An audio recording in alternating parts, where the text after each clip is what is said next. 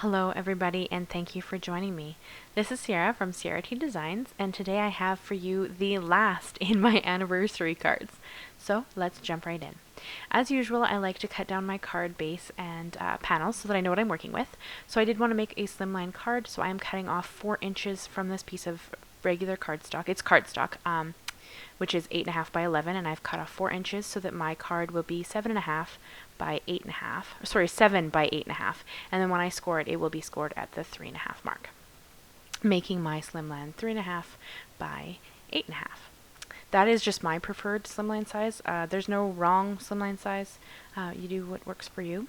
And I also have a piece of Strathmore watercolor cardstock here. You can see I'm trimming it down. It doesn't quite fit in my trimmer, but I have a tendency to make what I have work, so I stick it in there, and then I just kind of jump back and forth and eyeball my measurements. I also have a piece of black cardstock here to mat on, and it's a really interesting cardstock that I just found. I'll try to link it for you guys if I can find it. I found it in a store locally here. Excuse me, and it's just like a black shimmer cardstock. It's really neat, and I'm pretty in love with it, so you're going to see it kind of pop up in some of the cards I have coming here in the next little bit, but I think it's so pretty, and it just kind of adds a little bit extra to the mat. So here you're going to see that I am going to score my card base, and I am scoring at the 3.5 mark, and then flipping it over. I do have my my bone folder kind of skipped right there, and I made him boo-boo, but it's not going to matter because we're going to put stuff over top of it, so you're not even going to be able to tell. And you can't even really see it. So for my watercolor panel, I have here the Simon Says Stamp Beautiful Sour Flowers stamp set. It is one of my all-time favorite stamp sets. I have used this stamp set several times in multiple videos. It's probably one of my favorite floral stamp sets. I think it's just stunning, and I keep coming up with different ways to use it, so I just keep using it. And in this case, I really wanted to do something a bit different. Like generally I might leave the center white or cream in the case of depending what cardstock you're using, and then color in the florals. But in this case I really wanted to do something a bit different. So if you guys know me, I love florals, I love bright colors, I love rainbow, I love all those things. So with this card, I am stamping that image off the side of the two panels on kind of an angle. And this is why the Misti is amazing. Because this is a cold press watercolor cardstock, there is quite a bit of texture to it. So that gave me the opportunity to stamp several times in the same place with the same ink. This is a waterproof ink, by the way. Everything I use will be linked and listed down below if you ever want to know exactly what I'm using. Or feel free to ask questions if you're interested. Yeah, so I did stamp it several times just to get a really good impression on this very textured cardstock. And then once I'm done, we're going to kind of move on to some interesting stuff here. So yeah, my thought process is a bit different on this card. I'm not totally sure what I was thinking, but I thought it would look really neat. I'm a bit heavy-handed even when it comes to watercolors. So you could, of course, have done this way lighter and way more wispy, for lack of a better term. But I'm heavy-handed, so I have very bold color. But you don't have to do that. And this is just my base. This is the inside of my base. I just have it folded kind of on itself. Here you'll see in a second when I pull it back out. And I just stamped the same floral image in the corner of the inside of the base. So then I can fold it back over and then you put the card panel on top. So I do have several colors here of Distress Oxide inks. I don't own the Reinker for Squeezed Lemonade. So you see there that I had the Oxide spray. The Oxide spray is not going to be quite as vibrant as the Reinkers, but that's what I had, so that's what I used. And then I'm going to use a few other colors, and these are the Reinkers, which means they're a very pigmented color. And you can see that I'm putting like the tiniest drop on my glass mat there. So for colors, I have the Squeezed Lemonade Distress Oxide Spray, and then I have Picked Raspberry, Carved Pumpkin, Wilted Violet, Peacock Feathers, and Cracked Pistachio in Distress Oxide Reinkers. These are super pigmented, so you got to be a bit careful. So I did want to do kind of a wet on wet technique. So I have a water brush or a paintbrush here, and I'm just painting the center part with water, clean clear water, because I want a little bit of movement between my colors. I am going to come back and add different or more water. Sorry, I'm going to come back and add more water as we get going, but Here you can see when I lay down this squeezed lemonade, it's not as vibrant as when I lay down all the other colors. So I had to do a bit more layering with it, but I think in the end it turned out quite pretty regardless. See how vibrant that color is?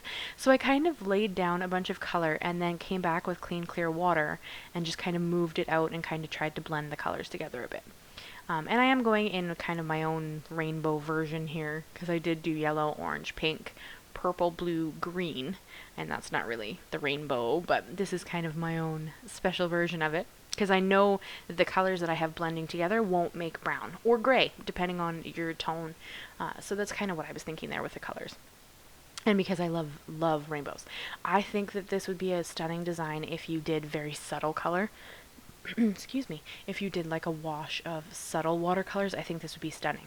However, I am heavy-handed and I like bold color, so in that, I have a tendency to be difficult for me to get a subtle color, so bear with me. I'm still working on that. One day I'll get there, but sadly I've not gotten there today. And this is, like I said, the last in my anniversary cards that I had. I had a custom order for 10 different anniversary cards. If you guys have been kind of following along on my channel there recently, you'll have seen several of the cards. I'm going to show them all to you at the end of this video if you want to check them out. I'd love to know which one's your favorite if you manage to hang around until the end of the video and want to see them all. I have the other one dropping later this week in a hop, so it will be up on my channel. It's a shaker card. It's really pretty. And then, of course, I couldn't refuse bringing in some perfect pearls that I just have mixed up in a mini mister bottle. I'm just going to flick it all over the background. I didn't really care if it ended on the colored or the florals. I just thought it looked really pretty. And then I also have a sentiment strip from Simon's Stamp. And I've just cut it out here. And I'm going to kind of make it very thin. I really didn't want to cover up much of this background. And I did go back and forth onto whether or not I wanted to have the whole background colored. You can kind of see in both the left corner and the right corner, or right now the bottom and the top corner, that there's some white cardstock behind the flowers. I seriously thought about coloring them, but in the end I decided not to. I'm trying to be better about appreciating white space, and so I kind of left them. You could absolutely color it in. You could leave it as it is, completely up to you.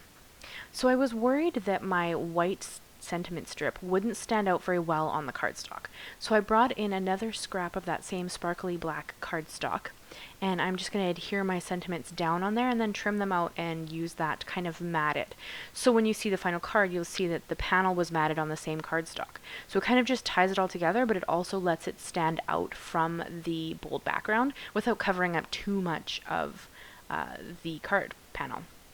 But I mean, you could use this could be a birthday card, this could be so many things. It's just that in this case, I happen to be making anniversary cards. So that's kind of just where I went with this, but you could go and make this into pretty much anything, really. Yeah, so it's kind of what I was thinking. So I did just glue it down really close to the edge, and then I'll trim it out. I didn't show that in the video because I figured you guys kind of seen me trim out cardstock a few times. And then I'm just going to adhere my watercolor panel down to my black mat. I did have a little bit of difficulty getting it to stay because there was a bit of warping in the center. So you're going to see me kind of push it down pretty hard. And I did actually miss one corner with some glue. So I'm also going to come back in with my Nuvo Deluxe glue and just adhere that one corner down a bit better. But you can see I flip it over and I'm pushing it in and I'm trying to make sure that it's centered and it's flat and it's adhering well to the base.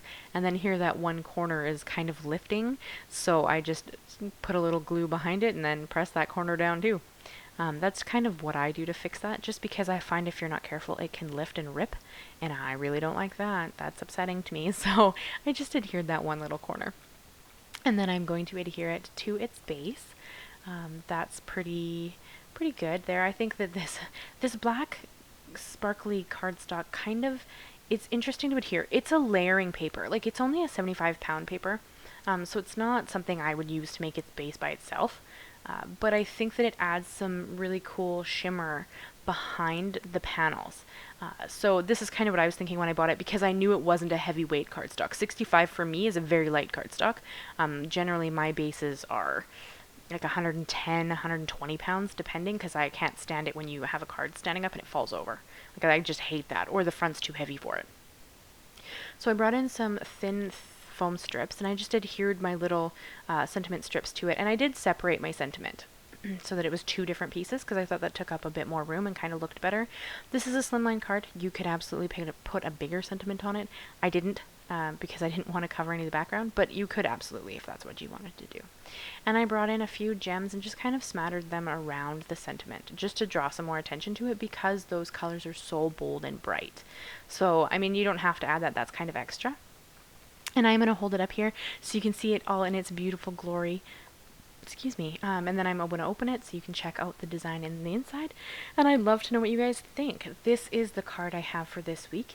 As soon as I finish showing it off to you, I'm going to show you all of the anniversary cards that I've made.